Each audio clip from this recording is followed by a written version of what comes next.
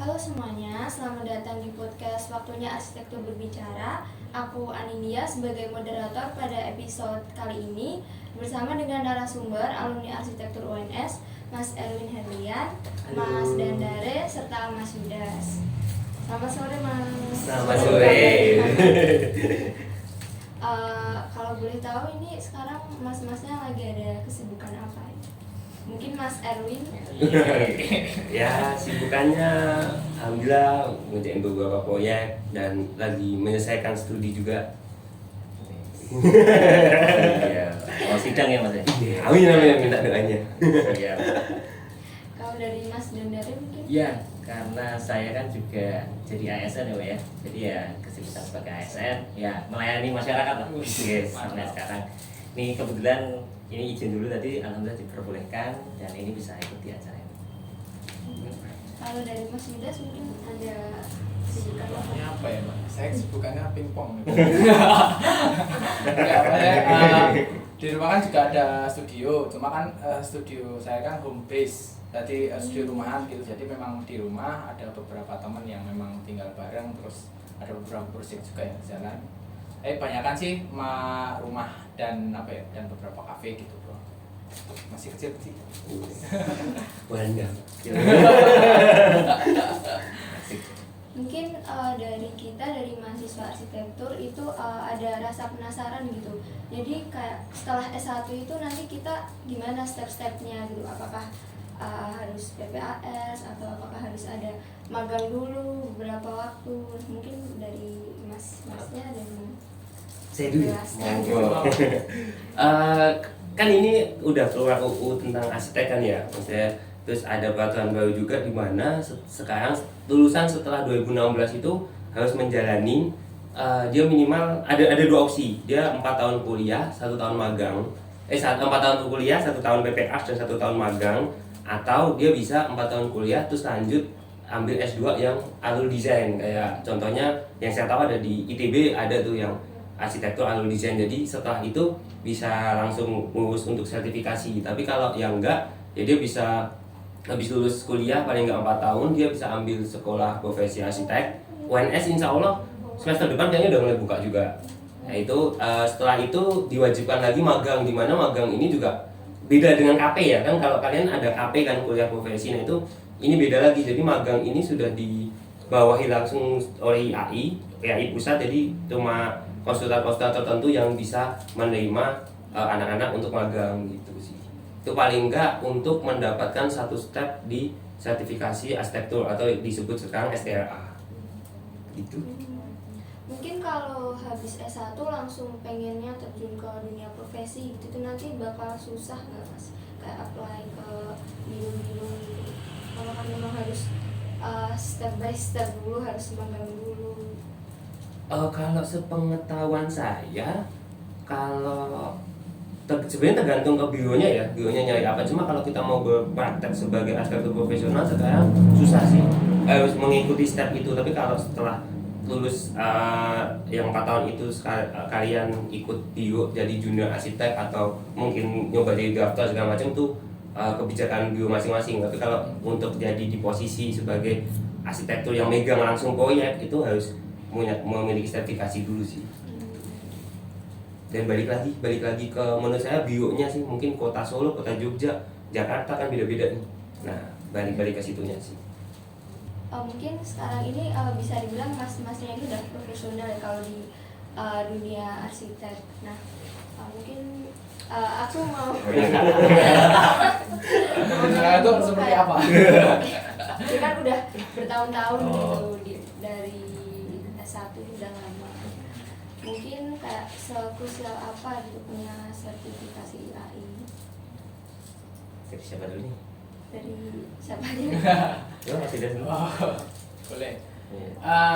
Sebenarnya kan kalau kayaknya tuh kita ini sedang dalam persimpangan sebenarnya. Kalau di arsitektur, pendidikan arsitektur ya itu tuh lagi persimpangan gitu. Karena pada zaman saya dulu gitu, lulus tahun 2015 itu belum ada namanya PPAS gitu. Jadi memang pada saat itu dulu memang urutannya itu memang biasanya kalau mau ke arah ke praktisi itu dulu kan memang kalau pas di kuliah udah pernah KP gitu, terus nanti biasanya itu nanti magang, tapi dulu kebetulan saya magangnya sebelum lulus. Nah terus jadi saya pas itu lulus itu terus kemudian udah bisa langsung apply ke biro gitu.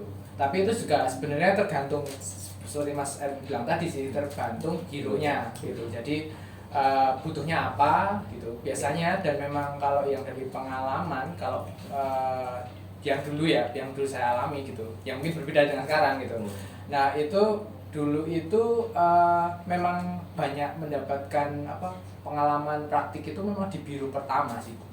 Biro pertama setelah lulus itu cukup banyak gitu. Saya kan kebetulan dulu masuk ke bironya Pak Prawoto gitu, dan di situ selama 4 tahun. Jadi memang di situ awalnya ya saya ya kayak masih belajar dari awal gitu. Jadi mulai dari drafting, kemudian agak lama, kemudian mulai ke proyek ke lihat lokasi, kemudian mulai ketemu klien, kemudian megang proyek. Jadi itu memang ada, kalau dulu itu masih fluid gitu. Jadi belum berjenjang yang fix seperti sekarang gitu. Jadi memang base-nya kalau pas zaman saya dulu tuh base of experience ya gitu. Jadi memang karena arsitektur itu juga sebenarnya dekat dengan experience, pengalaman gitu. Dan ya mungkin kalau sekarang itu kan sebenarnya yang dilakukan oleh IAI itu kan mungkin membuat rigid aja si stepnya itu gitu. Itu sih kalau dari pandanganku. Oke, kalau ini kan tadi saya sebutkan kan saya juga bagian dari ASN ya.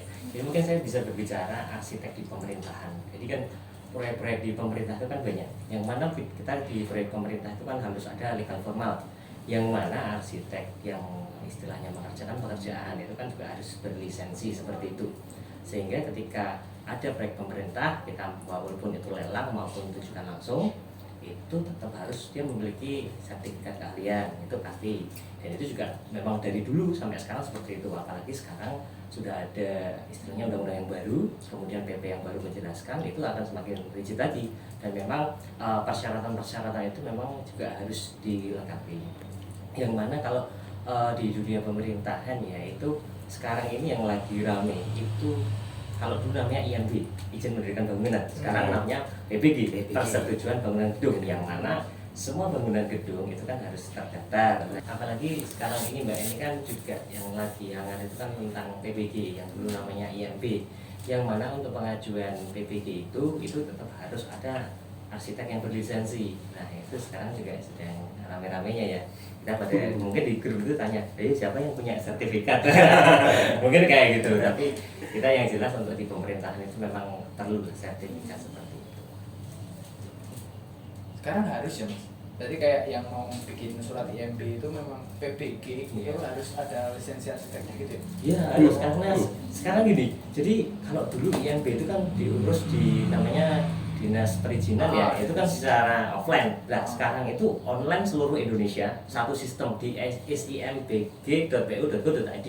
Itu satu sistem, itu tuh seluruh Indonesia satu sistem itu, tapi masing-masing daerah dia punya kewenangan untuk memverifikasi. Nah dari verifikasi itu kan yang namanya sistem ya, dia ini kan ada syarat A, B, C, D, E, F, G. Nah salah satu syaratnya adalah mengupload sertifikat arsitek yang mengerjakan sebagai wujud tanggung jawab, karena sesuai dengan istilahnya PP nomor 16 tahun 2021 memang bangunan gedung itu ada aturannya, yang mana bangunan yang terbangun ya harus sesuai dengan aturan. Makanya yang mendesain juga orang-orang yang bersertifikat juga.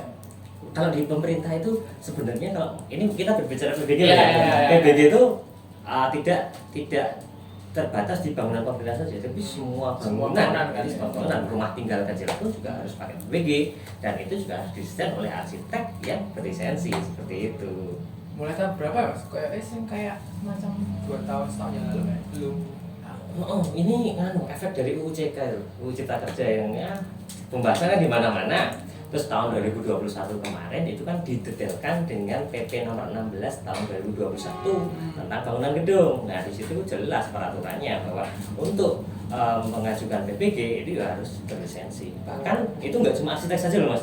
Dalam bangunan gedung kan banyak yang terlibat itu. Iya. Nggak cuma arsitek, ada ahli struktur, sipil, terus kemudian ME itu juga harus, semua juga berlisensi. Ada hitungannya juga. Makanya sekarang ya nggak penting.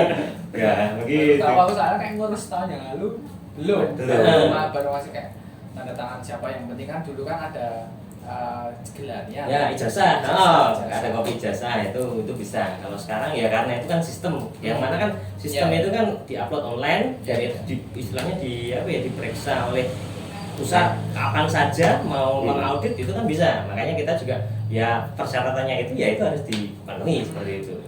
Gitu. Berarti mau nggak mau harus punya ya Mas? Kalau nggak punya mungkin Ya. solusinya. Rasanya Soalnya ya di hijau, ya itu jadi kadang di grup ya siapa yang punya SRA ini. Soalnya kalau gue nambahin dikit, karena kalau di Jawa Barat itu ya kita ngomongin ya itu sebenarnya ya kita ya Indonesia tuh berkiblatnya sama ke Amerika.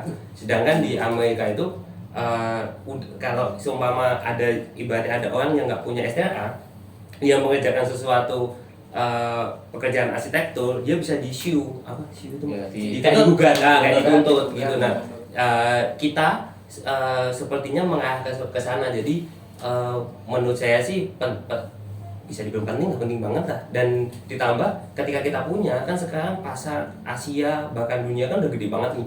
Nah mereka pun di negara masing-masing memperlakukan itu. Jadi ketika kita seumpama amin punya proyek di luar negeri, Yeah. Singapura, Malaysia, tapi kita nggak punya STRA, kita nggak bakal bisa mengerjakan itu karena mereka juga mengacunya ke situ, melihat kita tersertifikasi nggak, kita resmi nggak, legal nggak gitu sih. Jadi menurut saya bisa mengembangkan pasar kita juga sih ke depannya. Tapi ini tadi juga benar loh, yang mana kan gini, ketika bangunan itu nggak ada masalah kan oke, lancar-lancar aja. Tapi ketika suatu ada masalah, lah itu kan siapa yang bertanggung jawab? Nah, ketika arsitek, kontraktor, semua yang terlibat itu berlisensi, otomatis kan semua ya harusnya ada istilahnya insya Allah aman gitu. Tapi ketika itu nggak ada, nanti akan salah-salah. Mana salah yang mana? Ya, di audit pun juga nggak bisa karena tidak ada nama yang bertanggung jawab di situ. Ya, Ya. ketika arsitek yang berlisensi yang bertanggung jawab, maka ya ketika ada masalah ya tenang-tenang aja karena semua ahli yang mengerjakan di situ.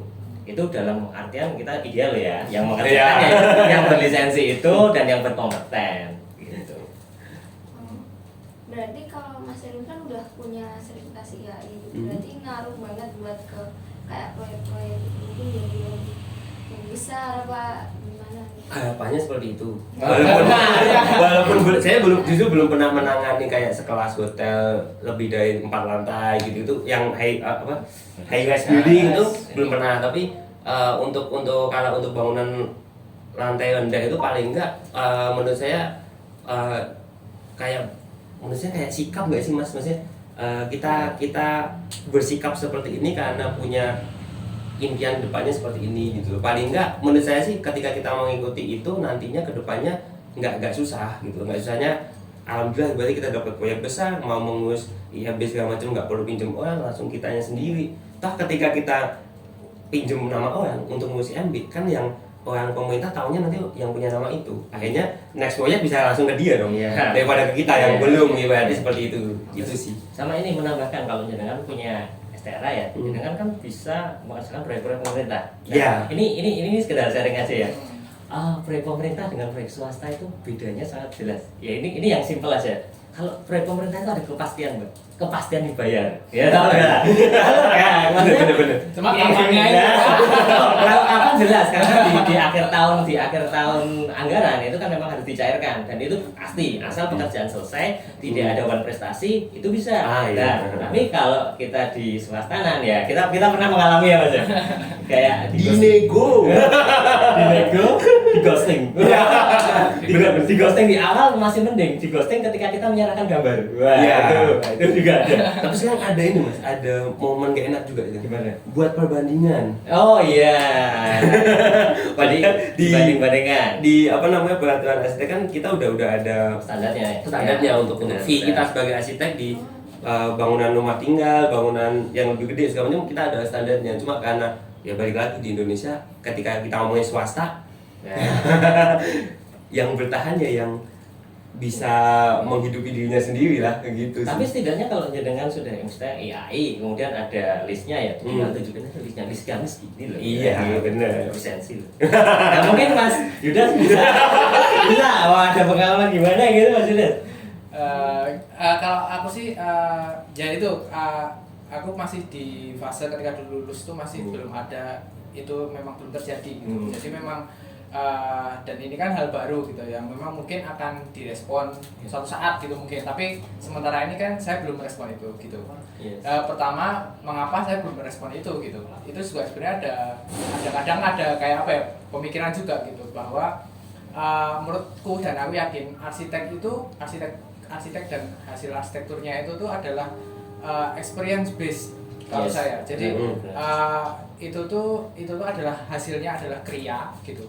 Dan apa namanya yang akhirnya menentukan itu tuh bagus apa enggak itu sebenarnya adalah end usernya gitu.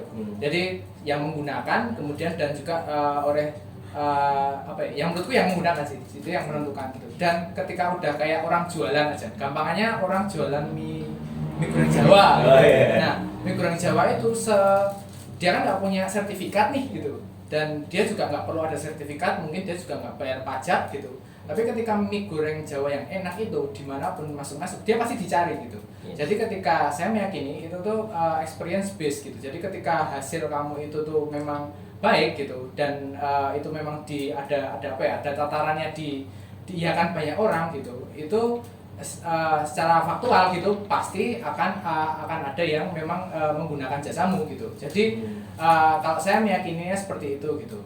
Kalau dari Mas Dandare sama Mas Yudas ini kan bisa dibilang nggak punya sertifikasi IAI. Nah itu sejauh ini impactnya ke kerjaan gede nggak Mas? Saya dulu ya.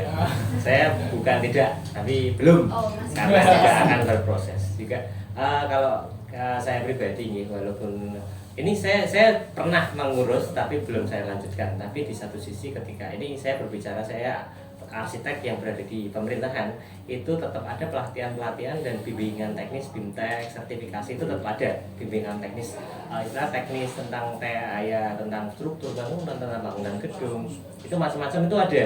Jadi kita tetap ada sertifikat tertentu dan pelatihan tertentu. Jadi Kementerian PUPR pun juga ada.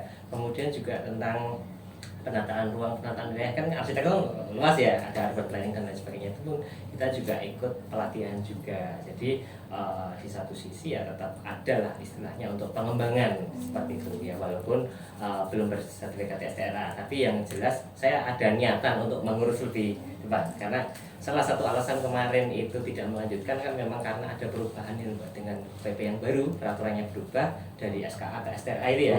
Maka saya yang awalnya itu sudah ngurus ya itu terkendala, itu juga salah satunya. Ya mungkin dari Mas Yudas gimana ya Mas Yudas? Ya kalau ya itu kembali lagi, saya ini dari generasi yang dulu itu sebelum sebelum pas zaman saya lulus itu belum ada itu ya PPAS gitu. Jadi memang pas pada saat saya lulus kan kemudian saya kayak gimana nih gitu. Pas lulus kan karena belum ada jenjangnya gitu yang jelas, terus gimana ngobrol-ngobrol akhirnya disarankan ya kayak kamu aja kayak orang ya kayak melatih mastery gitu. Jadi kayak ibaratnya orang mau jadi pematung gitu kan, pertama ya lihat orang matung dulu pertama, terus habis itu ngambilin debunya yang matung gitu berapa hari, terus habis itu nanti mulai ngikut nambahin jari-jarinya tok gitu, terus habis itu nanti nambah bikin mukanya dan kemudian bisa dari awal sampai akhir. Nah akhirnya yang dulu memang saya ambil itu cara yang itu gitu, karena pada saat itu gitu, pada saat saya lulus itu memang belum ada dan belum kebayang, dan memang apa ya, terus ngobrol-ngobrol dengan beberapa teman, beberapa senior gitu, terus kayak yos kamu nyoba aja masuk biro yang kamu kamu senang cara kerjanya gitu. Mungkin kan sekarang banyak banget tuh biro, nggak tahu kalau pas zaman saya dulu biro tuh belum mensyaratkan PPAS gitu. Jadi kayak masuk aja situ, terus memang di situ kemudian ya digodok beneran gitu, karena sebenarnya yang kita dapat di kuliah itu untuk menjadi praktisi arsitektur itu masih ada gap yang cukup besar gitu. Jadi memang gap itu memang harus diisi gitu.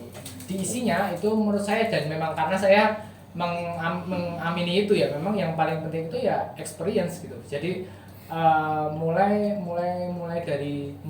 merasakan mulai dari gambar kerja terus sampai ke lapangan begitu, kemudian ngobrol dengan tukang gitu.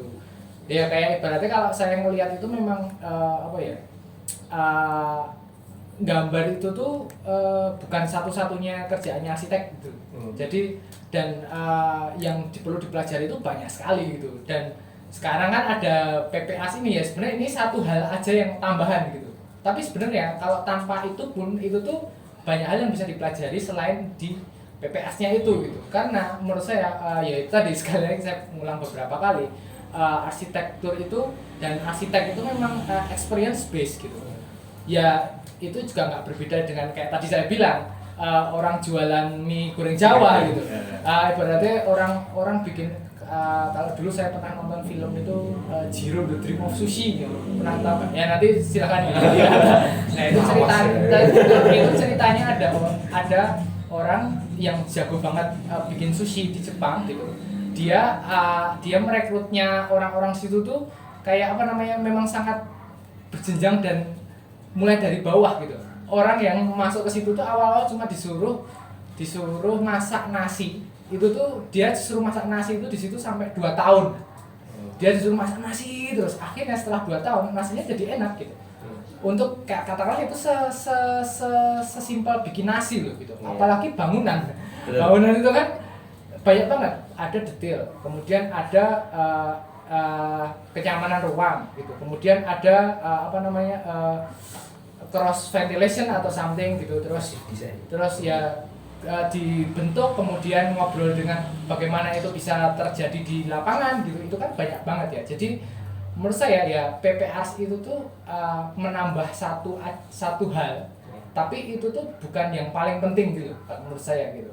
Dan semua harus memang tergantung sekali lagi kembali ke masing-masing ya gitu. Jadi mau mengarah kemana nih gitu ya. Katakanlah mau mengarah ke aku pengennya mengerjakan memang proyek yang memang yang pemerintahan gitu. Memang itu harus punya PPAS gitu. Nah, kalau kebetulan saya kan di studio saya juga memang kecil-kecil dan memang biasanya memang dari perseorangan gitu. Dan yang saya baru tahu tadi juga dulu kan saya tahun lalu ngurus IMB itu belum membutuhkan itu gitu. Nah ini kan ada hal baru yang sekarang ngurus IMB harus pakai SRA itu kan itu hal baru lagi gitu. Nah ya mungkin kalau saya pribadi sih itu sih, jadi PPAS itu nambah satu layer aja gitu di dalam mastery arsitektur gitu. Jadi itu tuh bukan pokok tapi juga itu juga nggak bisa ditinggalkan kalau kamu mau meniti karir tertentu gitu. Itu nggak sih? Ya kalau dalam dunia itu mungkin membuka patch baru gitu. Di game ini di circle ini kita terbatas ini. Tapi kalau kita ada PPAS kita ada patch baru, kita bisa lebih luas. Loh, kita di sini aja bisa ya, ke depan juga bisa ya, monggo tinggal pilih aja kan seperti itu. Sebenarnya buat dapetin sertifikasi dari IAI itu prosesnya apa bisa dibilang sulit gitu? Apa ada kayak tantangannya sendiri gitu Mas? Mungkin berdasarkan pengalaman Mas ya. Kalau untuk mendapatkan sebenarnya kalau kita on track ya itu nggak susah sih, karena base-nya apa yang udah kita lakuin di belakang gitu. Jadi sekarang kan paling nggak kuliah 4 tahun, selesai kuliah ngikutin PPAS, selesai PPAS ngikutin magang, habis itu baru mengajukan, atau kalau nggak yang opsi 2 selesai S1 lanjut ke S2 yang alur desain, jadi yang bisa langsung dapat STRA. Dan nanti pun di situ kalau kita udah magang kan berarti kita ikut di bio yang benar-benar udah terverifikasi oleh DAI. Jadi proyeknya pun pasti diterima, kan minimal kalau tidak salah rumah tinggal 2 lantai kalau nggak salah sekarang. Nah kalau dulu pas zaman kita rumah tinggal 1 lantai, tapi kalau sekarang kayaknya naik jadi rumah tinggal 2 lantai. Nah itu kan proyek-proyek yang sebenarnya pasti ketika magang udah pasti dapat nih. Jadi tinggal kita kumpulin aja, kita rapiin jadi satu portofolio. Terus nanti ngikutin juga namanya PKA wajib dan PKB. PKA itu saya lupa singkatannya, tapi itu kayak strata-strata, jadi kayak kode etik tata laku sama kayak dulu ya. Jadi terus ada strata 1, 2, 3, 4, 5, 6 itu ada apa namanya, biasanya setiap 1 tahun pasti dari IAI manapun pasti ngadain, jadi bisa ikut di mana aja. Setelah itu nanti terpenuhi, nah bisa mengajukan. Oh lupa, sebelumnya jangan lupa habis lulus daftar jadi anggota IAI dulu, anggota biasa. Jadi anggota biasa dulu, baru ikut yang PKA wajib, terus PKB 1, 2, 3, habis itu ngumpulin portofolio. Kalau kita udah magang biasanya portonya udah dapet nih, tapi kalau kita yang belum magang biasanya proyek sendiri, nah itu butuh effort lebih lah untuk dapetin proyek segala macam. Ini Seperti itu sih. juga menambahkan juga ya pengalaman saya tadi bilang saya itu kan tapi dulu belum ber-STRK tapi dulu pernah ngurus dan tidak lanjut. Belum lanjut. Itu permasalahan atau tantangannya ada diri kita sendiri. Benar ya? Jadi pernah ikut strata yang strata itu saya ikut semua. Yang terakhir itu cuma tinggal bikin portofolio. Itu kan ada template-nya tuh. Jadi portofolio. Nah, di situ itu kalau mau mengerjakan tuh malas gitu rasanya di sini. Sampai peraturan itu berubah. Nah, ketika peraturan berubah, ketemu malas. Jadi ada pembenaran diri sendiri. Wah, ini peraturan berubah, nggak usah ngurus dulu, kan kayak gitu. Jadi permasalahannya cuma diri kita sendiri. Kalau seumpamanya waktu itu saya tuh tak kerjain semua, tak kumpulkan, tak semua misalnya tak selesaikan, mungkin sekarang udah berSTRA seperti itu. Tapi yang jelas yang saya rasakan memang tantangan itu ada di kita sendiri. Kalau peraturannya sudah jelas kok, tinggal persyaratan apa dipenuhi, tapi yang jadi masalah diri kita sendiri, kita mau nggak ke arah situ. Ada aja, karena ketika kita sudah masuk ke dunia kerja, itu kita kan melakukan apapun ya, maksudnya akan distract gitu, kita untuk fokus ke sesuatu. Nah makanya kemarin tuh waktu gurus-gurus ya terus ada kejadian itu ya udah sampai sekarang malah belum jadi kalau ada teman-teman yang mau istilahnya mau punya STRA ya harus istilahnya di hati itu dikuatin dulu lah. Pokoknya nanti harus sampai selesai kan seperti itu. Dari niat. Sebenarnya tidak dipungkirin makin tahun makin naik. Naik apanya nih? Harganya. Harganya. Saya juga kurang paham kenapa. Cuma tahun kemarin dan tahun sekarang pun udah agak naik. Ditakutkan kalian 2020 ya. 2020 2021 berarti lulus sekitar 2025 harganya mungkin udah 2 kali lipat segala macam. Kita tidak bisa memprediksi itu, cuma paling enggak yang bisa saya sampaikan selain mempersiapkan diri, misalkan upgrade diri tadi untuk magang segala macam, jangan lupa menabung. Karena kan banyak nih isu-isu yang ngomong kita kayak dokter ya sekarang ya. Iya, emang. Jadi ke dokter kan habis lulus S1 dia sarjana kedokteran kan, S.Ket kan, belum dokter kan. Habis itu dia harus koas, habis koas dia harus magang dulu. Habis itu dia baru bisa berpraktek. Nah, sebenarnya langkahnya hampir sama. Dan ya seperti yang kita tahu, dulu pas zaman kita aja kuliah motornya itu aja, yang kedokteran udah mobil kan. Udah beda. Nah, kayaknya Aztec juga bakal seperti itu nih. Jadi paling enggak saran saya mulailah menabung. Kalau semua itu diakumulasi malah nggak jadi, udah niatnya nggak dapat. Iya. Mahal, butuh waktu banyak, itu kan jadi kalau nggak benar-benar niat kayak Mas Erwin ini ya berlisensi. Sebenarnya ada pertanyaan ketika kok abot banget ya, ada pertanyaan terus untungnya apa sih ikut? Harusnya ada pertanyaan selanjutnya. Gitu. Kalau kayaknya dari pengalaman ya mungkin pengalaman Mas Erwin bahkan sendiri itu kan ada anunya atau kayak ini maksudnya challengingnya apa yang perlu dilewati itu banyak gitu. Terus itu tuh demi apa sih gitu? Ya, tadi kan sempat dibahas ya, kalau itu kan membuka patch baru. Kalau teman-teman punya sertifikasi, teman-teman tuh bisa main di area yang mana itu ada persyaratan tadi Mas. Dan ketika ada persyaratan itu benefitnya banyak. Seperti masuk ke proyek pemerintah, yang mana proyek pemerintah tuh pasti dibayar. Ya walaupun nanti pencairannya tunggu akhir tahun dan lain sebagainya, tapi itu jelas dibayar. Yang kedua ketika jadi arsitek berlisensi, otomatis dia kan memegang list harga tadi. Harga per meternya itu ya, loh Pak kita itu arsitek berlisensi loh, masa harganya cuma segini. Ini kalau teman-teman itu kan kalau di pemerintahan kan kita melihat tenaga itu sebagai tenaga ahli ya. Minimal tenaga ahli sesuai dengan Permen PU. Itu besar banget loh per bulan. Belasan juta itu yang sarjana. Iya. Bukan yang yang muda. Ada yang sampai belasan juta. Nah itu kalau memang mau main, maksudnya mau bermain di patch itu ya silahkan. Ya itu. Kalau pengalaman saya kemarin tahun 2020 nggak salah menang, saya ikut masuk ke 5 besar tingkat ASEAN. Itu paling enggak karena punya sertifikasi itu, jadi kita bisa ikut scoop yang lebih luas lagi gitu. Dan ditambah kemarin kan ketika saya di ITB, beberapa dosen yang juga pengurus IAI Jawa Barat selalu bilang sertifikasi ini tuh bukan semata-mata cuma untuk kamu, kamu legal, tapi sebenarnya ngebuka banget nih. Jadi kayak lulusannya mereka itu kemarin sempat ngisi kuliah, dia praktek di Amerika. Dia juga bilang gitu, ketika dia bisa ke Amerika karena orang kesana bisa menerima, oh ini emang arsitek nih, legal gitu maksudnya. Oh ini terpercaya nih, ada lisensi segala macamnya. Jadi kita mau praktek di luar negeri lebih mudah gitu. Karena sebenarnya Indonesia agak telat sebenarnya. Karena Singapura tuh udah lebih dulu, Malaysia udah lebih dulu. Nah kita menuju ke sana nih. Jadi ketika kita punya, insya Allah sih menurut saya skupnya bisa lebih gede. Yang dari perorangan, ibaratnya ya kafe, rumah tinggal, bisa ke punya pemerintah, bahkan bisa tanpa kita punya CV, kita perorangan pun kita bisa ke luar negeri gitu sih menurut saya. Berarti antara prosesnya sama benefit yang kita dapat itu bisa dibilang kalau punya sertifikasi A itu worth it ya? Saya bisa bilang seperti itu. Masing-masing Masing-masing kembali ke masing-masing. Bukan saya bisa bilang Kembali ke seperti itu. masing-masing. Dengan harga sekarang. Karena tidak dipungkiri ya, kalau kalian ikut yang Arsitalk kemarin kan saya juga bilang kan Indonesia itu negara asosiasi gitu. Jadi ketika banyak orang, kenapa sih harus ikut AI, harus ikut asosiasi tertentu? Ya karena di kita yang bergerak di lapangan itu masih asosiasi gitu loh. Jadi ketika ada sekarang arsitek udah di UU udah jelas yang mengatur asosiasi namanya YAI. Nah, ketika kita tidak mendekat atau gimana, takutnya kita bakal ketinggalan jauh nih untuk perkembangan kedepannya gitu.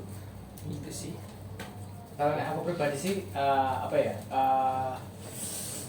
ya itu tetap jelas ada benefitnya, nggak mungkin ketika dipungkiri ya. Iya. Terus kemudian ada jalannya, dan memang sekarang arahnya tuh pemerintah kan arahnya untuk kayak apa ya, dulu ketika kita mau naik kereta pas pandemi dipaksa harus rapid gitu. Iya. Jadi itu kan cara yang dipakai pemerintah untuk menstandarisasi sesuatu gitu. Nah sebenarnya PPAS itu kalau saya melihat itu untuk itu aja gitu, untuk menstandarisasi secara nasional gitu. Hal-hal yang memang disyaratkan harus ada. Sebenarnya tanpa PPAS itu dari dulu itu arsitek itu tuh udah punya kayak apa ya, istilahnya gampangannya kode etik gitu. Iya. Harus bertanggung jawab. Itu kan kayak hal yang biasa ya. Harus bertanggung jawab, harus kayak apa ya, memang menyelesaikan segala sesuatu dengan sebaik-baiknya gitu. Kemudian karena dengan itu nanti kemudian yang lebih besar akan datang gitu. Nah itu kan sebenarnya itu etik ya. Nah etik ini menurutku pribadi ini tuh mulai dijadikan diformulasikan jadi distrukturkan lah gitu. Nah ini yang dilakukan. Nah menurutku itu ya kalau memang kedepannya memang sama pemerintah diwajibkan ya kita harus ngikutin gitu. Tapi di sisi lain yang paling penting dalam arsitektur itu bukan itu loh gitu. Itu tuh adalah standarisasi aja yang dilakukan pemerintah gitu. Jadi yang penting itu menurutku gitu ya, teman-teman arsitek gitu, mahasiswa gitu yang mungkin di serius itu bukan hanya bagaimana kita bisa mendapatkan PPAS gitu, tapi bagaimana kita bisa memastery diri kita gitu, mendekatkan diri pada mastery di arsitektur, terus dia bisa dengan belajar dengan katakanlah dengan kakak tingkat kayak, atau kemudian ikut sayembara, atau memang mulai nggarap proyek kecil-kecilan, terus atau ikut biro-biro tertentu. Nah menurutku pribadi itu yang lebih penting ketika dalam tataran menjadi praktisi gitu. Jadi kalau yang PPAS ini ya memang kayak apa ya, ini tuh kayak ya kita mau naik kereta wajib pakai masker gitu aja lah, atau dulu rapid gitu. Jadi kayak apa ya, itu tuh di tataran yang agak berbeda dengan The Mastery of Architecture gitu.